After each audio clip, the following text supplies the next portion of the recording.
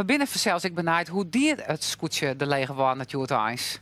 Nou, eerst eigenlijk wel goed, maar later waren het, nou laat ik het voorzichtig zeggen, een beetje minder. Maar dat hier alles te krijgen met de waarsomstandigheden. Want ze zien zeil als lijst omheug, ze hadden wat aan de mast short. Want het waaide redelijk hut. Alleen het wie een orenwiener zou in staan ben binnen. Hij wie van de wal ouw. En dat betekent dat je dan wat minder problemen hebt met de skommelingen. Nou, prachtige route. Naar de wal daar, dan weer om. En dan zit er een gate in. Dus je kunt beide kanten op van de wien weer om. Dat wie wel aardig. Er zit er wat meer spanning in het van de wiens rek. Nou, we zien naar de start en dat is een schitterend gezicht wat ze er al aankomen. En daar komt Jelle Talsma bij de heugste tonnen als een van de eerste. Zit er Rade Roek goed bij, daar zit Jeroen de Vos goed bij. Maar dan we dan even verder zien, dan zit er een die zit er wat minder bij.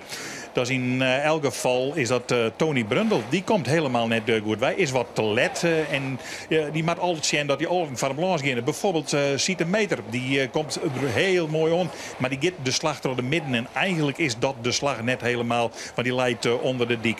Daar komt Jelle Talsma dan on. En dan denk je dat Jelle Talsma wel als eerste aan de tonnen komt. Want je zoekt eigenlijk altijd naar de favorieten. Nou, zo dat ik zou wijzen. Dat is de vraag. Want onder die dik, daar leidt. Maar ja, je komt uit Stjurboord. Dat is het allervervelendste wat er is. Dus al die bakbootskippen die daar nu aankomen, die zitten te wachten. Zoedruk een stuurbootman komen en moet hij dan achter ons langs houden. Maar Kees van der Kooi, die houdt voor iedereen langs zelf. Want die komt over stuurboot en die komt daar gewoon als eerste om de tonnen. En die had geen enkel probleem om daar te komen. Schumma Jelle Talsma beziekt alles om hem daar te komen. Maar die komt er dus net aan. Daar komt Romke de Jong, die komt er nog onder. Dan is hier een onervaring tussen zeker Heerschop en Gele Tadema. Er wordt wat vlokt en er wordt wat scholden. En dan komt Henk Rechts er nog een keer onder. Zo, dit is de situatie van de orenkant. Tony Brundle wil naar boven. Die wil die tonnen ha. Kan er die tonnen wil krijgen. Wat een gegringem daar alweer. En Tony Brundle denkt van nee, dat maakt maar voortwijzen. Dus die doet een slag in de ronde. De winnaar van Sneun is Joert Kansleers. En dat zal het nog een keer in de dubbele beschutting worden. Henk Rechts beziekt er dan maar achterlangs te komen. Maar het klinkt hier alweer Sinelkoor. En het komt van die peerstkippen die dan oer stuurboord komen. En dan ben je helemaal deilers verzeild. Nou, dat is omraak, roppen en skringemt alweer. Maar ze komen er net goed langs. En dus komen die eerste twee die het nou voort binnen. Die komen een mooi eindje voort. Ja, dat is geen enkel probleem. Je ziet de meter door dat ook goed. Die scoten hier helemaal omheen. En die denkt hier is het plak.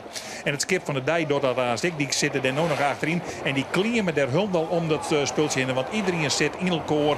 En dan gringt het maar wat om. Het is net leuk om daar te zitten en te schreeuwen. En vooral net aan die onderkant. Maar ja, dan mag je ik maar net hoe stuurboord op die tonnen aankomen. Want dan kom je alweer in dit soort situaties te landen.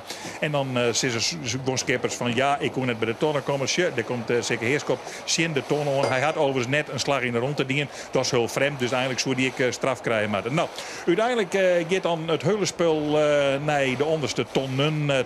Prachtig gezicht is dat al die skippen er dan binnen. Al roepen ze Zanona wel, ik zit hier tussen en ik zit daar tussen. Maar Kees van der Kooi die gaat altijd uitstekend onder de lering. En die doet heel vreemd. Hij, de goede slag weer bij de dik. Maar hij gaat toch zien, want hij weet ik wil aans weer op bakboord komen. Want die man die achter me zit, en dat is Jelle Talsma. Ja, die zit redelijk vlak bij me. En die ken ik verschrikkelijk hut zielen. En Kees van der Kooi is maar debutant in deze klasse. Dus hij is nog wel een beetje bang voor Jelle Talsma. Oh, je drama, het tweede drama van Tony Brundle. Ken net in midden in de meter varen. Ja, dan vaar je maar op een tonnen. En dan moet je dus op een nij een slagje meisje. Die moest twee keer een slag in de ronde. Dan mag je heel vier komen. Het skip van de dij die het uitstekend kwam. Vier dan die tonnen. Ze winnen er Huldal tussen Troskoot bij die eerste tonnen. In die griebers alweer. Maar ja, als ik Willem Prins zou zitten, zo, dan denk ik net dat hij alle ideeën had om daar zakgoed bij te komen. Dat er daar bluwen kan. Omdat het stil begint te worden. En ja, dan stiert het zeil er wat te stief op verzeld. Gele Tadema naar de tweede positie gang. En daar komt Sibu Siesling al achterom. Die denkt van ik moet daarheen. Je hebt een mooie slag bij de dieklaas. En als je dan wolplak krijgt en uit je stuurboord varen. Ja, dan zit je er hartstikke goed bij. En die man zo'n aardig op 3 en 4 bloeien. Maar dat reerde vlagje van Gele Tadema. Maar ja, dat zit ik ergens bij een oor in. En die moet er dan nog over praten. Nou, dan komen de orenman eraan. Jeroen de Vos had een vlagje. Dan moet de jonge Rijn. Die moet achter Willem Prins langs. Die moet ik nog achter Siete Meter langs. En Sagri griemde het bij die tonnen bleef te hullen met je wat in elkaar omgriemen en er kwam maar niks wat oors. Maar die beide voorsten, die hij is dacht van we moeten naar een voorcent komen en doe voor Jelle Talsma. Slag je oer dwars dwaan. Maar ja, de verdediging wie in handen van Kees van der Kooi. Voorlopig wie er nog geen enkel gevaar en koer Jelle Talsma er net bij komen. Als Soerder letter wel wat dichter bij komen. Maar geen enkel probleem voorlopig van Kees van der Kooi. Vorig hier de winnaar van de B-klasse. Doet je prachtig voorop in die street. En voorlopig met Jelle Talsma eigenlijk wel een van de kandidaten voor de titel zitten. Ik bedoel er voorlopig maar even achter. Dan komt Henk Rechts er weer bij. Die komt zelfs bij Sibo Siesling nogal. Ja. Maar ja, dan mag je weer bij die tonnen. Dan hij komt uw stuurboord. Dan mag je op die tonnen grieën. Hij komt er uiteindelijk wel. Maar dan ben er al lange stickers wat oer hem heen stroert. Nou, Jelle Talsma beziekt het op Nij. En toen dachten we even van misschien slag het nog wel. Want dit weer die slag bij de Dieklans. En Kees van der Kooi leert hem eigenlijk een beetje te vier gaan. En dan zien we hoe dit ouw rent. Want dan moet Kees van der Kooi ouw horen.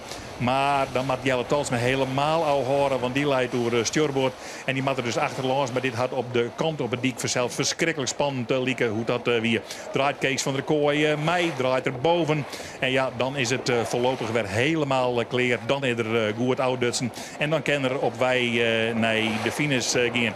Nou, verder scoot het dan nog wat in elkaar om.